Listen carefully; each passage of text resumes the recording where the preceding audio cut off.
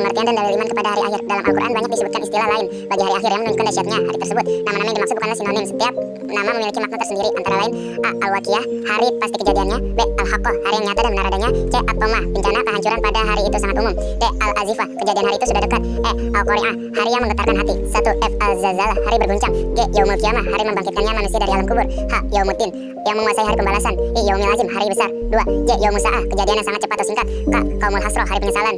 L. Yaumul Hisab, hari perhitungan. M. Yaumul Jaza, hari pembalasan amal. N. Yaumul Fasl, hari pemisah. Kiamat Sugro dan Kiamat Kubro. Generasi muslim para ulama mengelompokkan kiamat menjadi dua, yakni Kiamat Sugro dan Kiamat Kubro. A. Kiamat Sugro. Kiamat Sugro adalah kiamat kecil. Kiamat Sugro merupakan peristiwa berakhirnya kehidupan sebagai makhluk di dunia ini. Semua makhluk hidup yang bernyawa di dunia ini akan mengalami kematian. Kejadian-kejadian atau peristiwa Kiamat Sugro diantaranya: 1. Peristiwa kematian. 2. Bencana alam.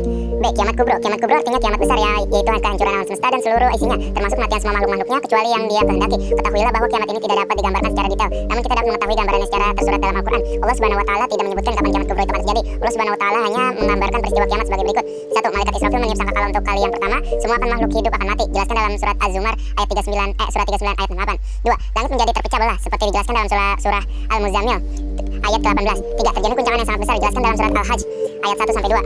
3. Rangkaian peristiwa kehidupan di akhirat. Ketahuilah bahwa setelah peristiwa terjadi kiamat, seluruh manusia akan mengalami kematian dan mengalami proses kehidupan di alam akhirat. Jenis A. Yaumul Barzah, alam barzah. Yaumul Barzah yang dikenal dengan alam kubur merupakan pintu gerbang menuju akhirat. Dengan demikian, barzah menjadi batas antara alam dunia dan akhirat. B. Yaumul Ba'ats. Yaumul Ba'ats merupakan hari dibangkitnya semua manusia dari alam kubur. Sejak manusia pertama meninggal menuju pada masyar. Kebangkitan manusia ini akan terjadi setelah ditiup sangkakala yang kedua oleh malaikat Israfil. C. Yaumul Masyar atau Yaumul Hasyr.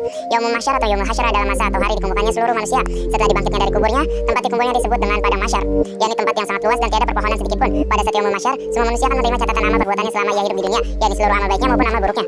D. Yaumul Hisab. Yaumul Hisab adalah hari perhitungan amal perbuatan manusia selama menjalani hidup di dunia. Pada hari perhitungan amal akan diperlihatkan semua perbuatan kita selama hidup di dunia. Ketika seseorang nanti melihat amalan-amalan baik yang telah dilakukan, maka orang tersebut akan merasa senang. Sebaliknya, ketika seseorang melihat amal buruk yang pernah diperbuat, tentu mereka akan menyesal. Yaumul Mizan. Yaumul Mizan adalah hari ditimbangnya amal perbuatan manusia ketika di dunia, baik amalan kecil maupun amalan besar. Berbahagialah apabila kita yang selama hidup di dunia selalu beriman dan beramal soleh, sebab akan mendapatkan timbangan yang berat untuk amal soleh sebagai pertanda akan memperoleh balasan kebahagiaan di akhirat.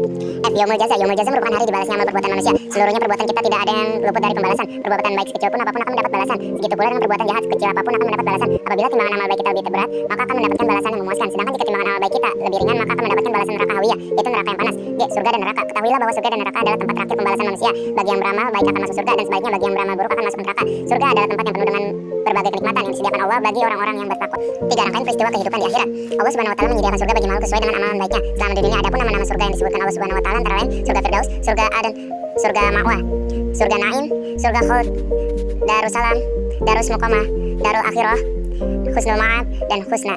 Allah menyediakan mereka bagi makhluk sesuai dengan perbuatan dosa dan maksiat yang dilakukannya selama di dunia. Adapun nama-nama mereka yang disediakan Allah Subhanahu wa Ta'ala antara lain neraka Jahanam, neraka Lazza, neraka Khuthama, neraka Sa'ir, neraka Sakor, neraka Jahim, neraka Hawiyah.